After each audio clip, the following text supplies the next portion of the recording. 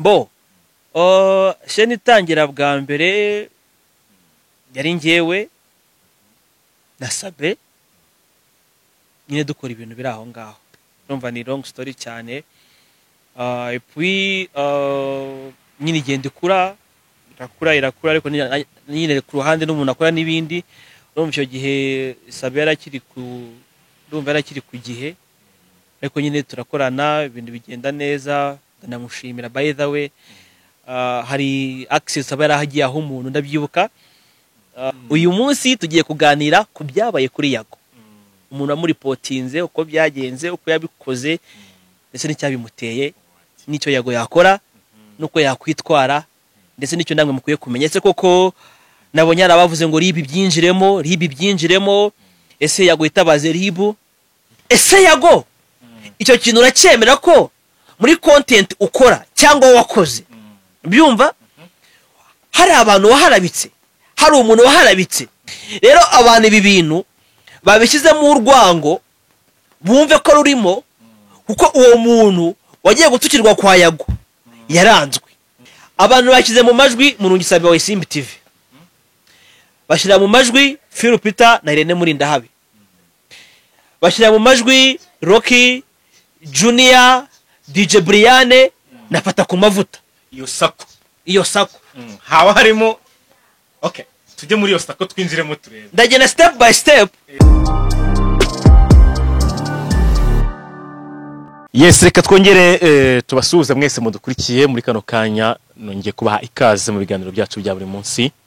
Reka fata uno mwanya mbanze nifuriza abantu umwaka mushya muhire. Turi ku munsi uhera umwaka 2021, turi kwinjira mu mwaka 2022 twemenye tunezerewe, ariko gusara baba bafite ibibazo byumvikana n'ubuzima. Yes, ibibazo byo ntago byabura. Kandi bavanye ku Isimbi karacyakuriho. Ati abantu bafite ibibazo ntago babura. Ntago kano kabura narumva. Ntago babura bayiza, ntago babura. Ako kano ni kabura. Ngo indi byara mweru na Muhima. Ko bajya bavuga mu Kinyarwanda. Tujya tubabwira ngo bamere neza kandi banige mu byaho. Cyo kiba gikwiye. Niko babimeze. So uyu munsi rero reka ntungura abantu, ntungura abakunzi ba Iris TV. Uno mugabo muri kubona kuri kamera sintekereza ko ari ahandi hantu ushobora kuba mubonye mu buryo bwa video, ariko nizi dushobora uzi mu buryo bumwe cyangwa ubundi, nk'ukunda gukurikira ibintu byinshi bitandukanye ndetse ni televiziyo iri hano ari kishatse kuvuga. Uyu munsi rero reka mbanze nkureke wanze introducinge wibwira abantu badukurikiye banze banakumenya, kuko nabizi ko muri umunyarwanda, abanyarwanda barivuga. Murakoze cyane Jadon, nishimiye kuba kuri Iris TV. Nitwa cyangwa nkurisha Arunabi kuri 10-10 TV. Ubwo nanze kuvuga amazina yandi kuko ni menshi kandi naga abantu bapfa nyine ajya ba confusing. Gusa nanone ushobora gukoresha icyogere mu nkuba indwanyi cyane. Niyo mazina atandukanye nagiye nkoresha mu biganiro bitandukanye, haba muri records zitandukanye ndetse no kuri video dukora kuri 10-10 TV. By the way, mujye mukore subscribe kuri 10-10 TV right now. None kabisa kwa Jaja. Namubwire pole kuko arwaye, Imana imworohereze, ngira ngo ni ibyo. Okay, reka nkongerereho bimwe muri bicyo uvuze, ngira ngo abantu bumvise cyane cyane cyogere mu nkuba. Ngewe iryo zina naryumvise kera nko muri mbere ya 2017, ngira ngo kuri zino social media. Ngewe ndi umwe mu bantu nekereza ko nanjye ba mbere baje ku buryo bwo gukora inkuru kuri social media kuri za YouTube. Naye ndi mu bantu baje kera, ariko no mugabo wa mugabo kino kibuga nakigusanzemo abantu kimaze imyaka myinshi kabisa. Niko Nelson kabisa niko bimeze. Natangiye ibintu bya YouTube ndumva hari 2016 iri kurangira. So mutanya ari imikino ngira ngo nyine ngirageze ndebe, kuko nabayeho muri field y'ibintu bya IT cyane. Mwumva ko nyine like blogs tanga amafaranga, nabimenye za 2008 no 2010 2011. So rero 2016 nibwo natanye nyine ku trying ndebe ibintu uko bimeze. Nyine mwaje mu dusanga ariko ngayo nguko usanga ikibuga muri kugiharura. Ego nigihe n'ikinini ubu tubigeze mu mwaka 2022, imyaka ibaye myinshi. Ariko ubundi wenda ubundi ari ni umusore n'umugabo ni muntu ki? Nibagiye kukavuga di ndubatse ndubatse mfite umugore n'umwana, reka nabasuhuze cyane kandi mbabwire ko mbakunda by the way, nabifuza umwaka mushya muhire. Love you so much darling, urabizi ko ngukunda n'umwana ndamukunda ndetse yego mfite umwana umwe. Ese muri iyi minsi warenze umwe? ushaka kubyara nk'uw'ingwe se? Cyane ni nk'uw'ingwe wenda abanzi wenda muri famille bo barabizi, rero urumva ntabwo wajya kure n'ubundi yuko wakuze. Sure. Usibye wenda no minsi turi kukubona kuri 10 to 10 imbere, wenda nk'ibi tangazamakuru, wenda dushobora kuduha nk'akarorero nka bingahe abantu bashobora kuba barakumenyeho? Ko biraba byinshi, biraba byinshi. Mbwira wenda ibyo utekereza ko byabaye popira. Naciyeho ku Isimbi TV, naciyeho kuri Zacu TV ho gatoya, naciyeho kuri channel ya YouTube yitwa Bose Babireba TV, yaba iya kera n'iy'ubu ngubu, no kuri 10 to 10 TV. Ariko ari wenda mukaya turaza kubisasira, ariko ntekereza ko niba mbyibuka neza Bose TV Bose Babireba yaje kuvamo Isimbi, ndabeshya? Habayeho transition, kwa kora bizi ko yindi afata ku mavuta cyo navuze ngo televiziyo ni ikintu umuntu yagura. So rero habayeho transition, nyine chaîne imwe iza guhindurwa bitewe n'umurongo mushyashya yari igiye gufata, nyine yitwa Isimbi TV, ariyo abantu babona muri iyi minsi. Ubwo rero uyo nayo nari narayibayeho no ku Isimbi TV mbaho igihe gitoya, ariko ndi mu videographer ndetse nanategura editing ibiganiro ndetse nakora n'utundi tuntu turango ku ruhande tundi tw'akazi nyine namwe muzi. So reka mbwira abantu ko ngira ngo kubaho cyangwa se Isimbi y'ubukombe izwi n'abantu benshi, yatangiwe cyangwa se mu kubaho kwayo kwa mbere wabigize mu ruhare. Ngira ngo wenda nagari icyo kiganiro umunsi turi bukora, ariko no kugira ngo dusasire kuri background yawe abantu banumva umugabo turi kuganira urwego bariho. Ubundi ijye gutangira bwa mbere cyo gitekerezo cyande mwayihereye hehe? Arukuntu abantu mukiye bajya bagura chaîne bakayikuza, ese mwatangiye ari aho muyikuye wenda cyangwa from zero? Wenda abantu baza amakuru cyane, bazi umuvandimwe witwa Nsabimana Aimable na Murongi Sabe, nibo banyiri igitekerezo cya Isimbi na Isimbi TV, ariko chaîne ya YouTube yari isanzwe iriho ari byo navuga. Rero urumva ko nago kwari uguhera ku busa, wenda kwari uguhera ubusa ku murongo mushyashya, ariko kwari ugusanga wenda hari tafari riteye uri bushyireho irindi riri buguhe icyerekezo. Nuko byari bimeze. Ikintu mvuga ari chaîne yari iriho n'ubundi, ariko ni izina gusa bahinduye. Ndi kuvuga noneho iyo chaîne n'ubundi itangira bwa mbere. Ntekereza ko ari wowe wayitangiye. Chaîne itangira bwa mbere yari njyewe na Sabe, nyine dukora ibintu biri aho ngaho. Urumva ni long story cyane. Et puis nyine igenda ikura ariko nyine ku ruhande n'umuntu akora n'ibindi. Urumva icyo gihe Sabe yarakiri ku gihe, ariko nyine turakorana ibintu bigenda neza, ndanamushimira by the way. Hari access aba yarahagiye aho umuntu ndabyibuka, nk'ubukwe bwa mbere na filime usibye gucana kamera nibyo narinzi pe. Ndabyumva record nabyo nari mbizi, nanze gucana kamera ngabona nyine ibintu byizanyemo, nkagira ngo nyine biri kujyaho. Ndi kuri tereye abavana bati no, se kuri film ibintu bitari kuri record ngate gutese ndi kubona amashusho nyine warabinyereka. Urumva cyari icyo gihe, urumva mbega gutangira yari nge na Sabe turanakoranaho nyine bimaze kuba Isimbi TV. Nyine nyuma biba ngombwa ko abantu batandukana bitewe n'impamvu nyine zitandukanye. Nuko byatangiye. Yes. Hanyuma ngira ngo ushize ari ikiganiro yize korana na Bakti, mvuga ngo ari nimwe mu bantu nasanze mu gakino. Ari rero namuzanye uyu nguyu niyo ari n'abaravugaga. Abantu ngira ngo bakunze cyane gukurikira social media bajya bumva ukuntu bajya wivuga cyane ngo ari ngicyogere mu nkuba ngirwanye. Ndizera ko mumeze neza kandi muri n'amahoro. Ni ari icyogere mu nkuba indwanyi cyane ubasuhuza. Uyu munsi tugiye kuganira ku byabaye kuri Yago.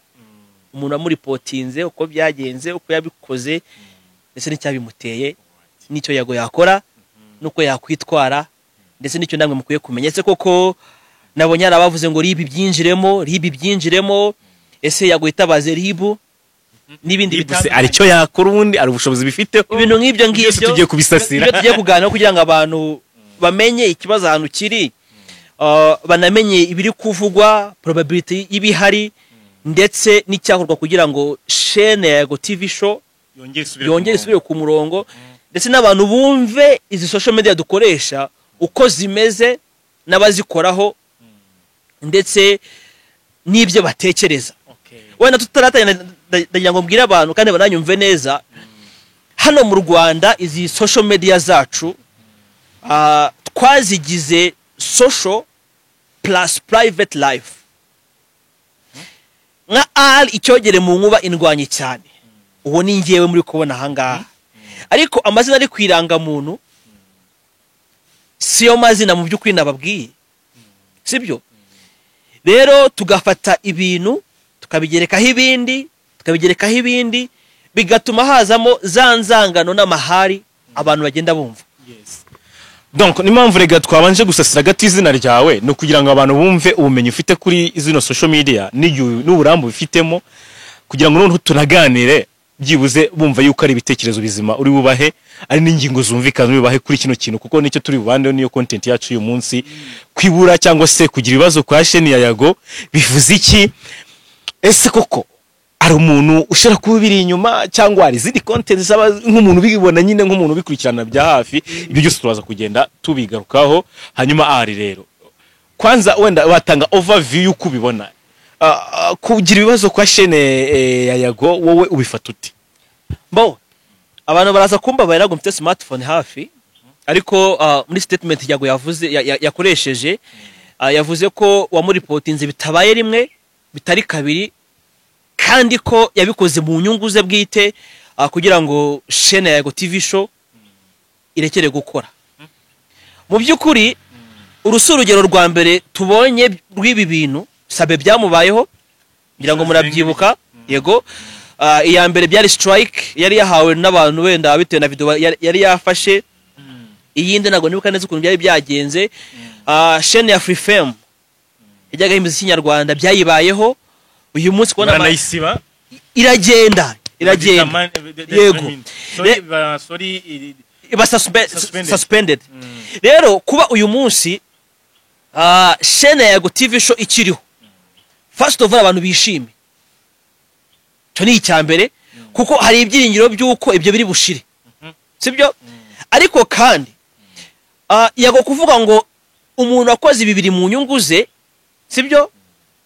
Iyo ngiye nago nemeranya nawe, iyo biba biri mu nyungu ze bwite, umuntu akoze biriya bintu, chaîne ya Yago twekubyuka tukavuga tuti Yago TV show yabaye terminated, mwihanagure, the top shutter, the baddest, we nibye bajyanye, niko byari kugenda.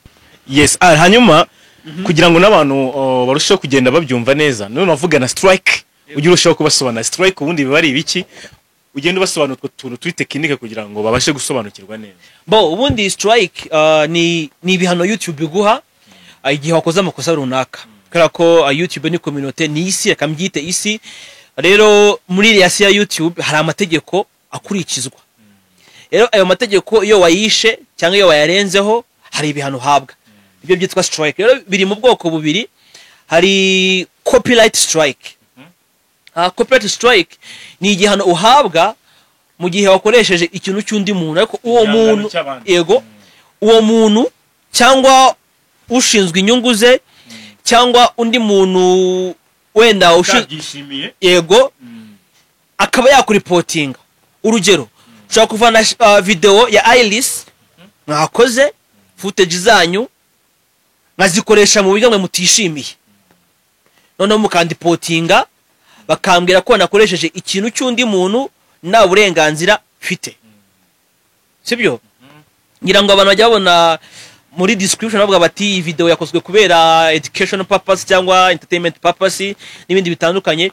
Rero icyo gihe iyo hawe iyo strike ho biba byoroshye umuntu amumenya, avuga uti email y'uyu muntu ni iyi ngiyi wenda ni barafinda noneho ukamenya ngo yahoye iki ngiki agashyira nimero za telefone ukaba wamuhamagara ari mu Rwanda ari hanze yarwo ariko noneho hakabaho izindi strike zitwa community guideline strike ni ibihano uhabwa mu gihe warenze ku mabwiriza mbonera kambyite mbonera YouTube igenderaho sibyo reka mfata urugero mu rugo ushobora gukosa hanze y'urugo bakaguhana ariko mu rugo wakosa bakakwirukana bakanakuvana ku ifishe ya famiye no ku liste y'abana bakaguca rero izo strike zose zigira effet mu buryo bumwe ariko nanone zigira uburemere mu buryo butandukanye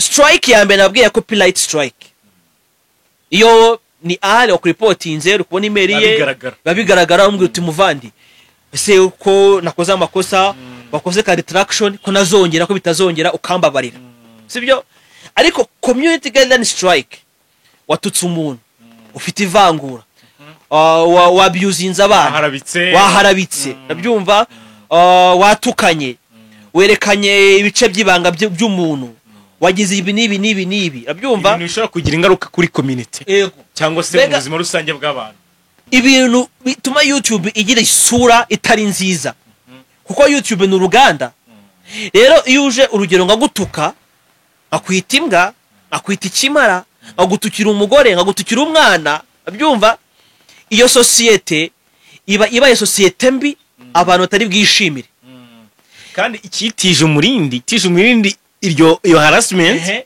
ni platform ya YouTube yego ukuvuga ngo rero iyo harassment yakomeje kwitiza umurindi YouTube uko yinjizaga n'abakiriya yabonaga byumva n'igitinyo yari ifite biragabanuka mbega kugira ngo mubyumve neza mwibaze uyu munsi ku Isimbi TV hagiye umuntu agatukana sibyo Sabe afite niko mwakomeza kumubona uyu munsi umuntu agiye kuri The Choice agatukana sibyo yego wenda tujya tubibona bira bya beef bisanzwe sibyo ariko akaza kandagaza umuntu bimwe byenyewe Save The Choice ifite niyo mwakomeza kuyiha ntago ariyo society igomeza kuyiha yego rero na YouTube yitondera ibyo bintu cyane ikabiha n'imbaraga cyane ibintu birimo racisme cyangwa abusing umuntu guharabika umuntu ni ibintu muri iyi minsi habe kuri YouTube Facebook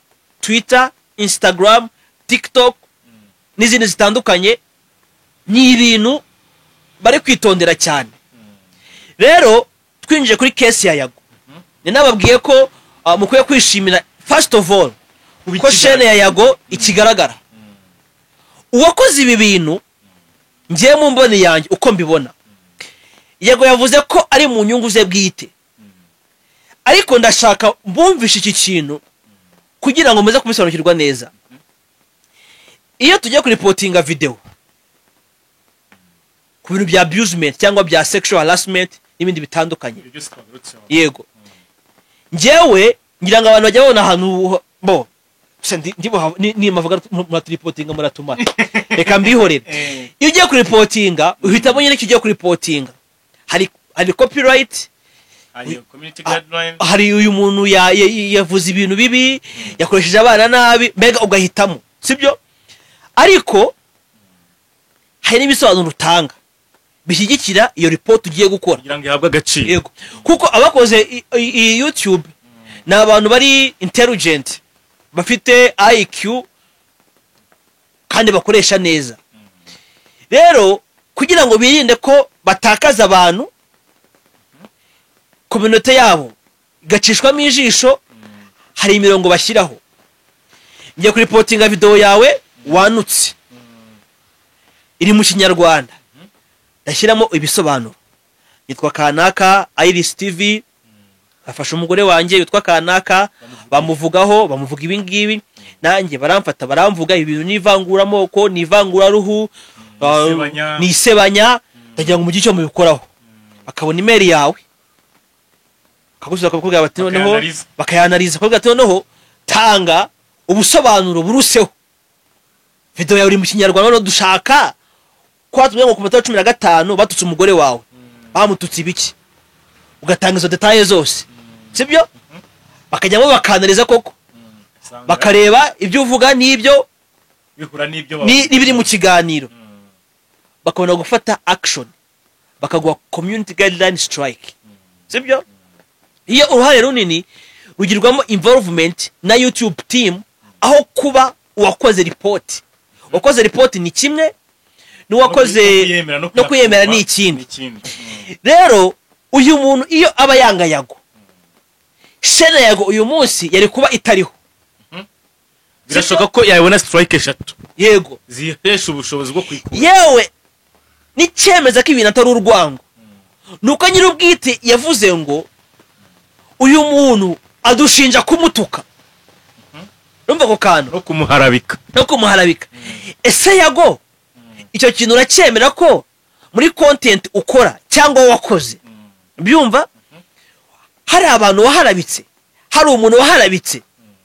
Ushobora kuba utarabivuze byeruye nawe Yago, ariko uwo wari hahostinze nka Ali ngiye ngabivuga nkaba mfite urwango n'ibitutsi ndigushyira ku cameraman wacu. Then team mu cameraman wacu n'abashuti be bakaturipotinga. First of all, cyo kintu uracyemera ko wakoze ayo makosa? Cyo ni icyambere. Sibyo? Content yawe wemera ko birimo? Yego. Kuko abantu be kuvuga ngo YouTube ni gitamba mbuga ngo umuntu ari reporting Yago mu gitondo bira mupango ngo bite byikora. No, siko bigenda. Barareba birimo ko byagenda kose. Bareba step by step. Kagaseko Yago yasekaga umuntu runaka gutuka runaka.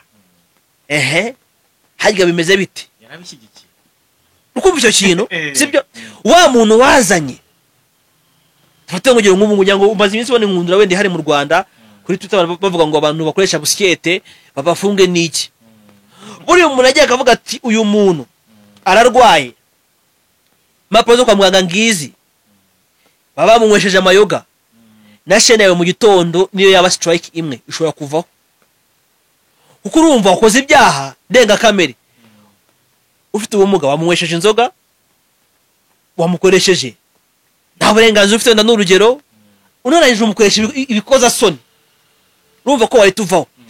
Rero nago bafata iyo myanzuro ari abantu badatekereza. Ni team ngari itekereza. Rero abantu ibi bintu babishyizemo urwango bumve ko rurimo kuko uwo muntu wagiye gutukirwa kwa Yago yaranzwe.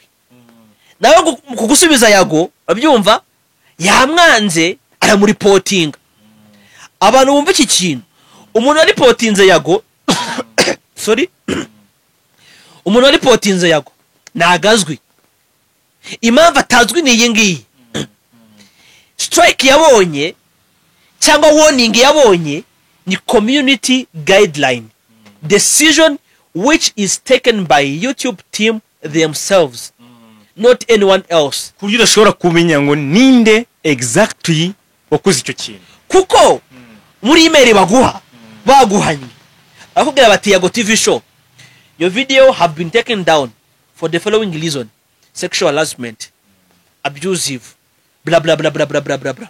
Siko ntabwo ubona muri detail ko iyi copyright strike nkuko biba bimeze ko yoherejwe na Barafinda ufite email runaka utuye hanaha ufite nimero runaka ubyumva unashobora gukora retract kugira ngo ikurweho.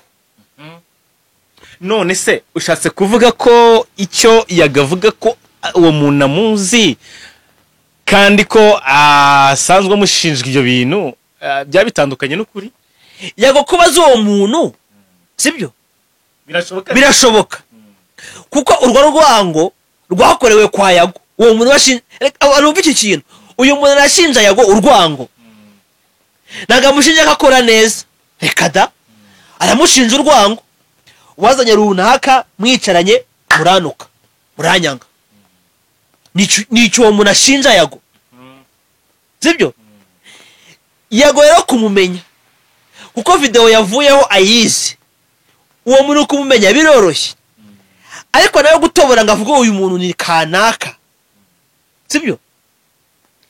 Nawe biratuma bavuga bati ariko Yago nawe mu biganiro ukora haba harimo akantu k'ijinyori, ntago wazize ubusa.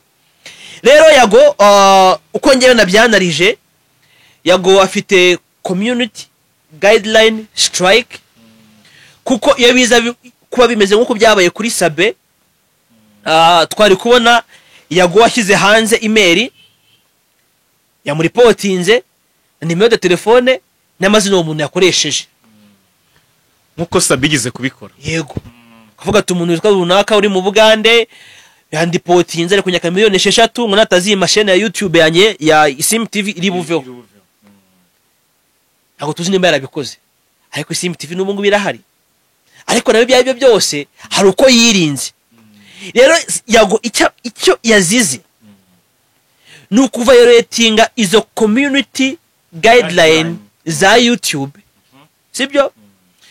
Kandi uwo muntu yaramaze kubona ko bimaze kuba too much, ko yavuze ko si rimwe si kabiri. Burya umuntu aza ko kwiyama ibintu byabaye byinshi, kandi nawe ushobora kuba nakoze ibintu utazi ko uri gucuma cyangwa uri gukora amakosa. Ari mu busesenguzi bwawe nahoze mbona comments nyinshi abantu bagenda batanga bavuga ati n'umundi turabizi abanyarwanda mugirana amashyari, ndetse iyo industry yanyu irimo amashyari. Mu busesenguzi bwawe urabona yuko yaba we nari nka mugenzi we umwe mu bomo uje akazi urushaka kumushyira down, cyangwa se bitandukanye n'ibyo abantu bari kwandika cyane, kuko nibyo nabonye abantu benshi bahuriza abantu iki kintu bacyumve. Iyo Yago babashaka kumushyira hasi bagenzi be biba byarabaye byaranarangire, yararize, yarihanaguye, yaranafunze shene nshyashya. Kino abantu bacyumve. Afrifame yavuyeho bira mupango nta muntu ubizi.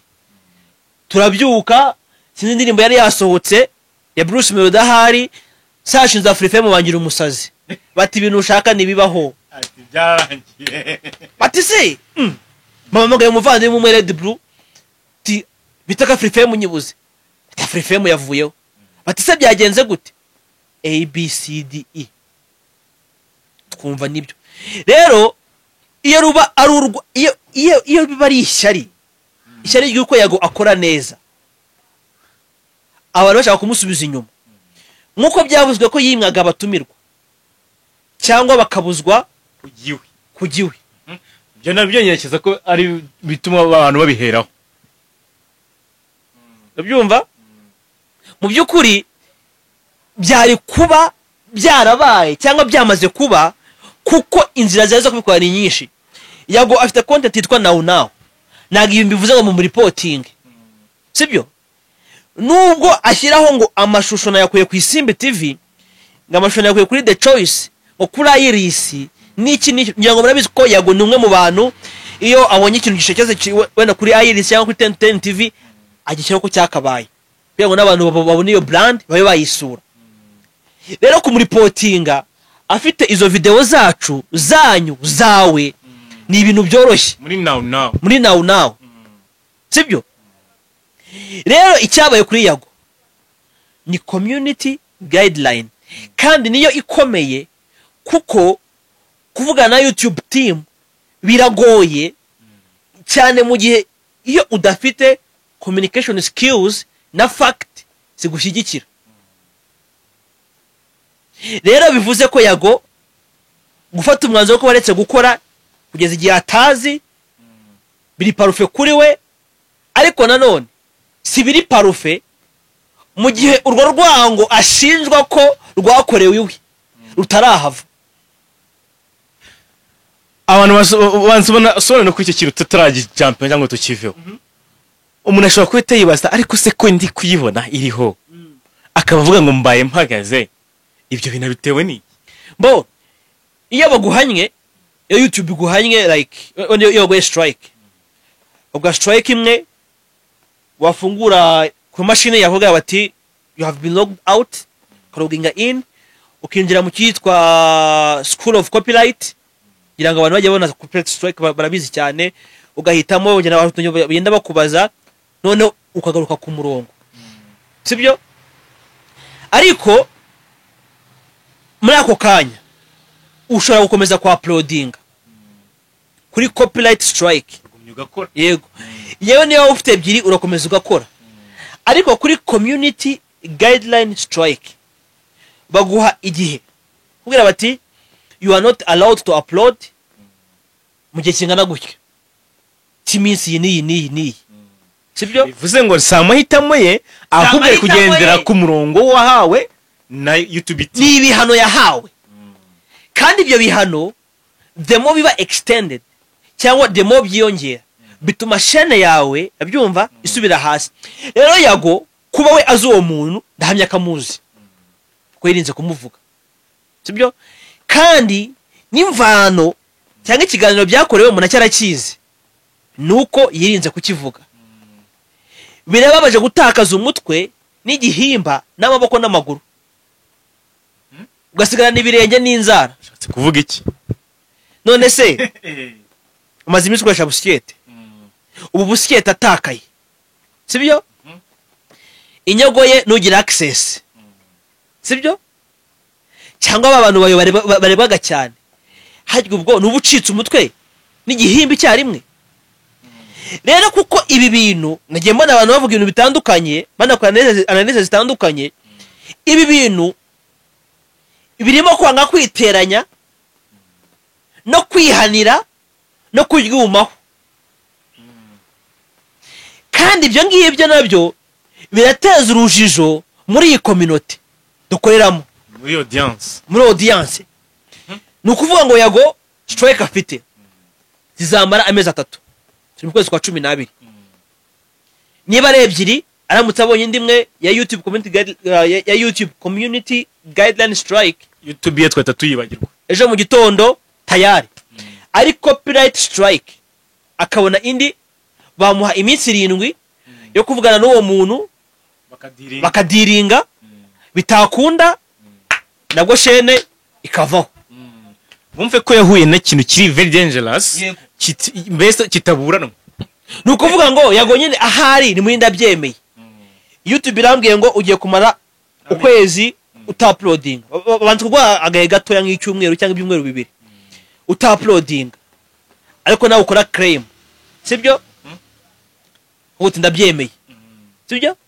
Yarangira ariko nyuma y'icyumweru urumva strike zizamara amezi 3 kugeza mu kwezi byibura kwa 4 itariki ya mbere izo strike zikiriho, kandi mu kwezi kwa 2 ubonye ni strike y'urwango shene yawe nabwo yavaho, byumva? Ni ukuvuga ngo Yago ubu ngubu afite task ebyiri: guclaiminga kuri YouTube, sibyo? No gufata umwanya we ubwe akareviewinga ibiganiro akora na content akora, nabyumva, akagira uburyo binoza, akagira uko binoza. Kuko ntago ibintu byavuye kuri content y'inyogo ye abantu babyumve neza. Mbese inyogo yatutse nde? Fusha rukara mugane we yatutse nde? Ntago ibintu byavuye muri now aba yaragiye down ike, ntago ibikiriho shene, ntago ibintu byavuye kwa Irene Gahongayire yatutse ndese, ntago ibi bintu byavuye kuri Paul bavana bimusanze kandi Paul nandereye siho byavuye. Urakeka ndere, sibyo? Nge nawe ndi gukeka abantu bashyize mu majwi, njya muri comment wagiye uzibona haba kwa Yago ku Isimbi TV n'ahantu hariho hose ibintu byaciye. Abantu bashyize mu majwi Murungisabe wa Isimbi TV, bashyira mu majwi Phil Peter na Irene Murindahabi, bashyira mu majwi Rocky Junior, DJ Brian na Fata ku mavuta. Iyo sako haba harimo okay, tujye muri iyo sako twinjiremo turebe, ndagenda step by step ako ndi bwihute abantu bikuriremo ibyabo, abantu bikuriremo ibyabo. Sabe, Phil Peter, The Choice muri rusange mu minsi yashize havutse saga yuko babuza bo niko abantu babyumvishe ko ba nyir'ubwite nago bigeze babivuga, ariko kandi none inkuru yakozwe na Moses iradukunda kuri The Choice yavugaga ko ikibazo cyari hagati ya Yago na Sabe na The Choice cyakemutse, byumva byerekana ko ibyavugwaga byari ukuri. cyari ukuri Aba bavandimwe bariyunze babisangiza n'abantu bakora trio yabo, trio Yago, trio Isimbi, trio The Choice, which is good. Muri entertainment tuvanyemo Afrimax wenda na Kigali Today, abo ngabo nibo bana dufite baberita hano mu gihugu, sibyo? Rero umwera uturutse bukuru ukwira hose, sibyo? Bagize ikibazo uyu munsi 10 to 10 TV nago naba ndahangaha ndi kuguha ikiganiro kandi nakabera ngikozi wanje, sibyo? Cyo kintu abantu bacyumve. Impamvu abo ngabo bashyizwe mu majwi nuko aribo baheruka kujyana ibibazo na Yago personally, sibyo? Rero hari abavuze bati DJ Brian fata ku mavuta Junior Giti, nago ngiye kubihamya, ariko nitureba ibimaze iminsi biba mu biganiro batanga rwa rwango nababwiye muri burubone. Uyu munsi wenda reka bahuru yo rutoya, uyu munsi abantu bazi ko wenda Sabe ubuzima bwe buri prive cyane. Hagize umuntu winjira mu rugo kwa Sabe akavuga akanakariya kuko yahabaye, kuko yahanyuze, kuko yahaciye, Sabe byamurakaza, uwo muntu yamuripotinga, sibyo? Rero tujya kureba DJ Brian ni izina rinini, ariko kandi nanone izina rinini rifite umugayo. Ndabivuga uko biri. Agiye mbona live uze kuri Instagram, hariyo mfite rwose ndumva nyibitsa hari tukafata ku mavuta. Ngira ngo muziko ibintu byo kuvuga ngo fata ku mavuta ngo bamuteye ibuye ngabura ubwonko, hari ahantu byaturutse. Byo kuvuga ngo Junior Giti urugo rwaramunaniye ngo ni imbobo, hari ahantu byaturutse, sibyo?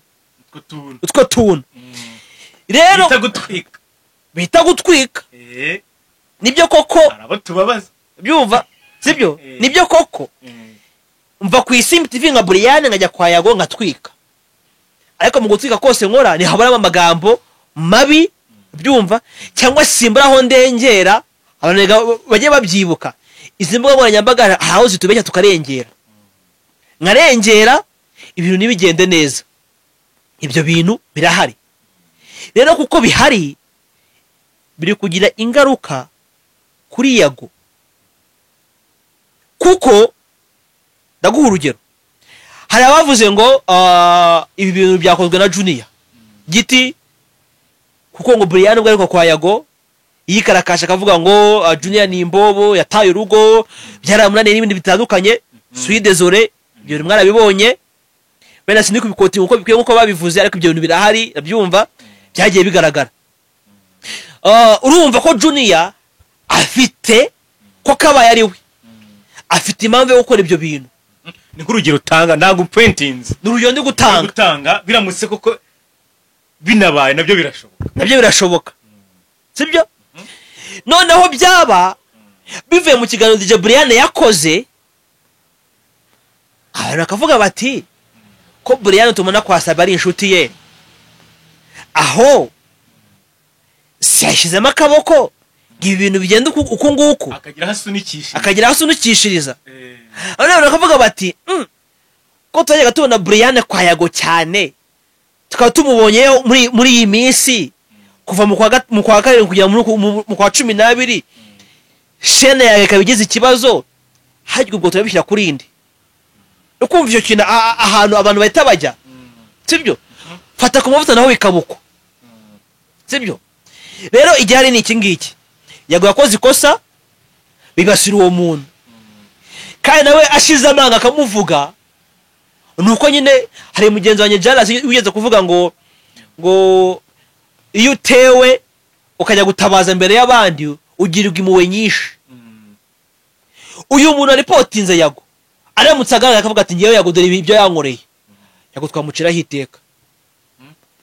Bikaba utekereza ko ibyo byatumye Yago atari kumwereka audience none se ko nakubwiye abantu bashyizwe mu majwi Sabe si igifi kinini kuri YouTube abantu babyumve neza Philip Tasuko Irene Suko hari umuntu wagize abasabu benshi nka Murinda habi muri uyu mwaka mu gihe gito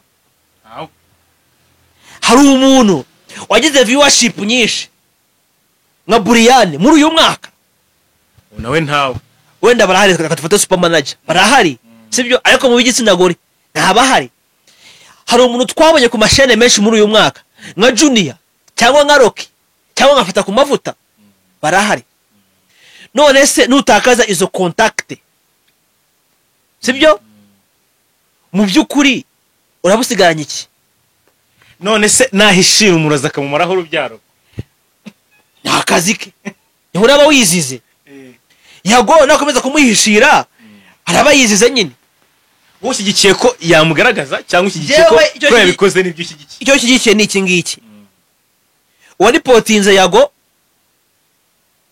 birashoboka ko yamuhamagaye yabashe kumvikana kavuga tunciye amazi uri gucuruza kandi ndi gutukwa reka nawe nkwereke icyo nshoboye reka nkwereke uko bikorwa kimwe nk'uko uyu muntu wari potinze yago kuri YouTube kumujyana muri RIB nabyo bigakora yago tukaboka mwambika ipingu akamumanura bamukatira 2 bamukatira 3 bikagenda uko nguko ariko siko byagenze bivuze ko hagati y'imande zombi hari umurongo batahuriyemo kuko uko byamera kose tuzi ngo amazi n'umuriro ntabwo bijya bikorana ariko nyine hari aho bigera bigahuza uko byamera kose ngo n'imisozi n'idahura ko nabonye muri imisozi ushobora guhura urabyumva none se niba isuri ivuye aha ngaha ivuye hano mu Kiyovu turi indi kava Igikondo bigahura hano mu Gishanga Rwandex hayo ibyo bintu mu gihugu cyangwa ubundi si bihuye birahura sibyo rero hari ahantu batahuriye niyo mpamvu yagiye byose byamubayeho cyangwa wakumva ko mu by'ukuri ari ugutwika ariko nyamara wa muntu byumva ntagarika bifata none se Shadow uri umusore ubu nje ngavuga abakobwa bose cyangwa abagore bose bapfubuye n'ubwiza bwawe n'ukuntu ureshya n'ukuntu wivugira so gutwika se sama kuri sale exclusive mfite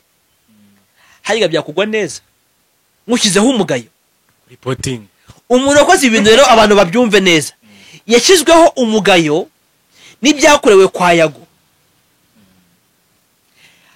birashoboka ko yavugishije Yago namwumve ahitamo kumuripotinga nuko byagenze rero Yago ibyo ari gukora byose nabizi ntabwo yacika intege n'ubu ngubu birashoboka ko ari recording ibiganiro azashyiraho igihe ibibazo byakemutse ariko kandi nanone asuzume mu byakozwe byose arebe aho ikibazo kiri kuko twagiye tubona cases zitandukanye kuva 2018 byumva kugeza ubu ngubu kuri izi shene ngo abaye elite bitandukanye sinzi ngo bari inkunga sinzi ngo kandi ngo bafasha abantu runaka sinzi ngo kandi ngo wowe ngo ubuza abantu runaka kujya ahantu runaka sibyo izo cases twagiye tuzibona rero bivuze ko hari ibitagenda neza ku bifi binini dufite bikwiye gukosoka kugira ngo natwe dufite utoye byumva ngosoke none se nimba na Brian nafata ku mavuta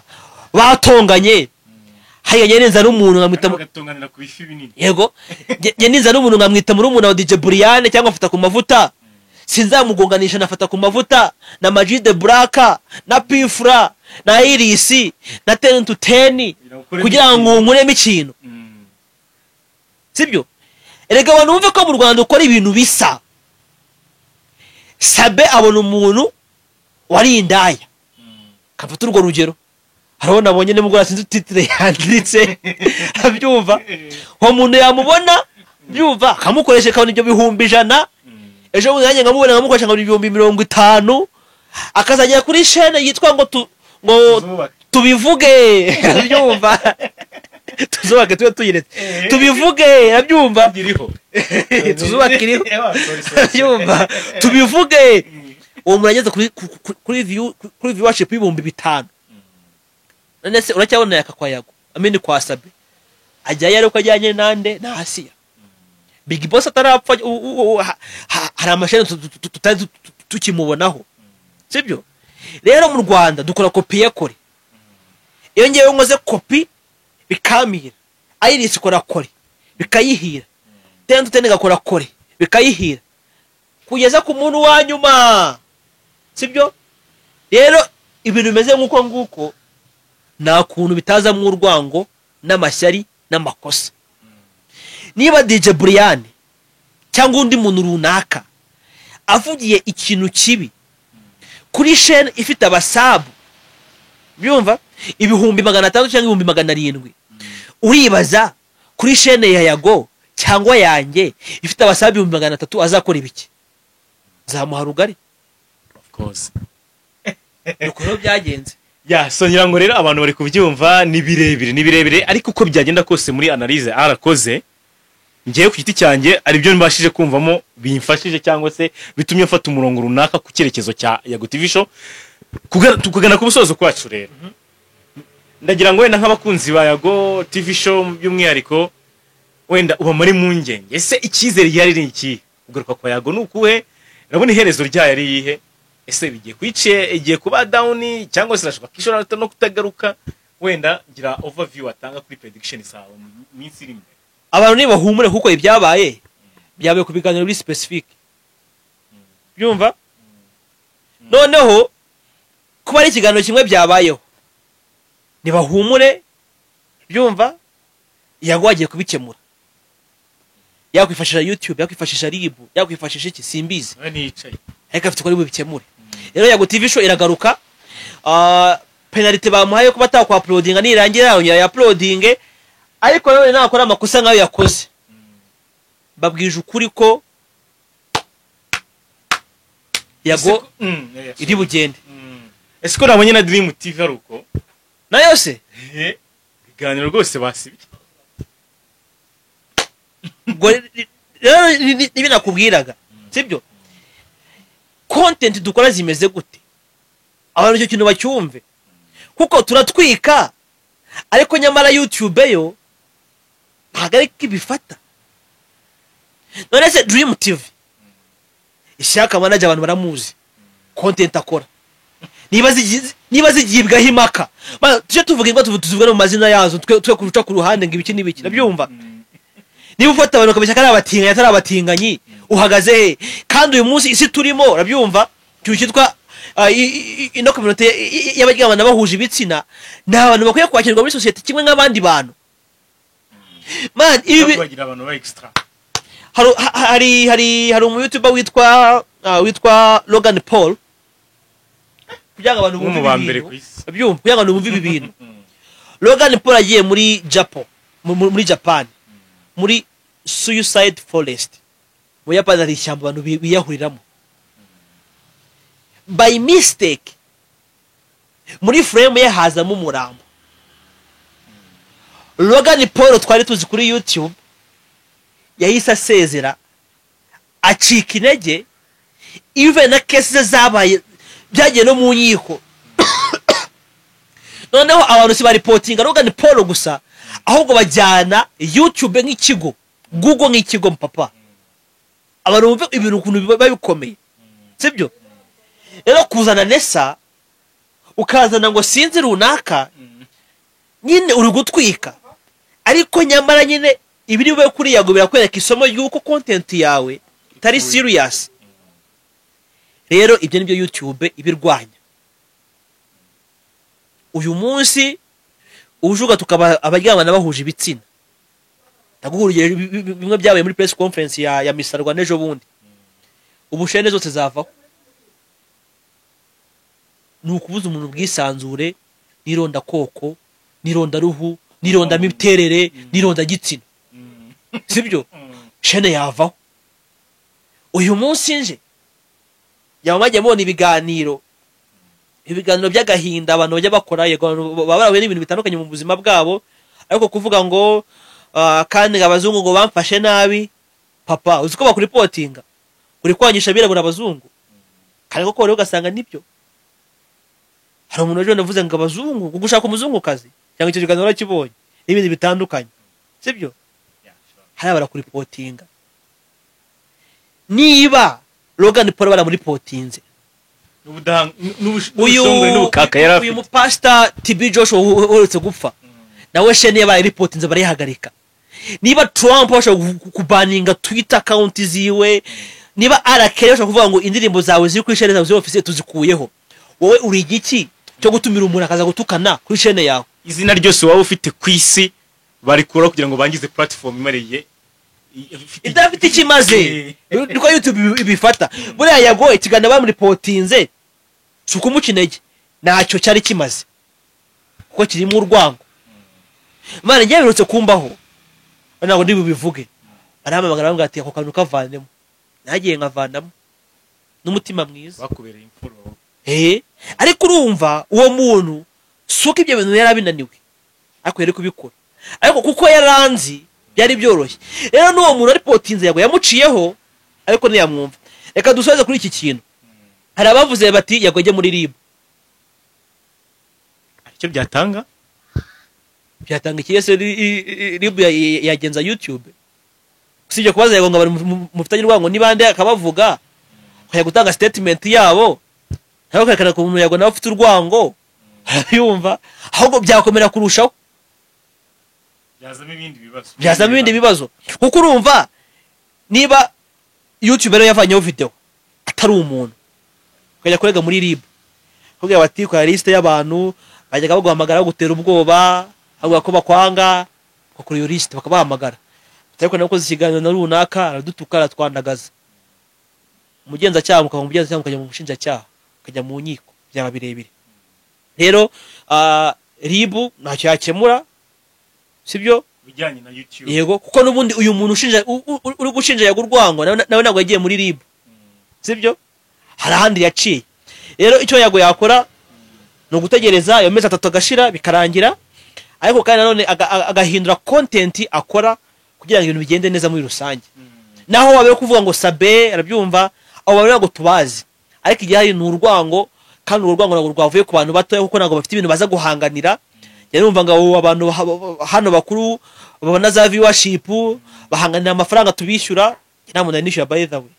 Aba magaye kanga ngo nimbishyure simfite ubwo bushobozi. Byumva sinya mbishyura. Abandi bati dupfa viewership, yango babonye ko gufata ku mavuta ngasigaye yigira atanga kuri 3D TV, ni umurongo yahisemo, sibyo? Ntagende bigenda uko nguko. Rero ikindi yaganyira agiye gukora nyine nugushungura content akora, niba koko nta mugayo uyirimo cyangwa niba nta mwanda uyirimo, kugira ngo namufashe mu minsi iri imbere ibintu bizagende neza. Akarushaho kuba serious kuri content. Yego, kimwe n'abandi, si wowe wenyine n'abandi, kuko si content ya Yago irimo ikibazo gusa, izindi zirimo ibibazo. Hari umuretse kubona ejo bundi avuga ngo abaza umuntu nk'uko twaba tubana ngo byagenze bite, barahari. Rero ijyanye no guhindura izo content dukora n'uburyo tuzikoramo ubundi bikagenda neza.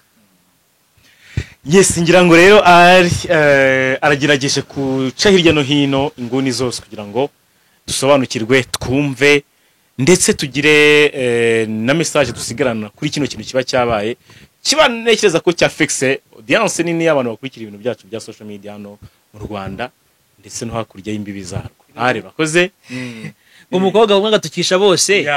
Nyine ibizaba kuri Yago, ibizaba ku Isimbi TV, ibizaba kuri Afrimax, ibizaba kuri The Choice, ibizaba kuri X Large TV, ibizaba kuri 10 to 10 iList TV n'izindi zitandukanye, bizatuma dutukwa.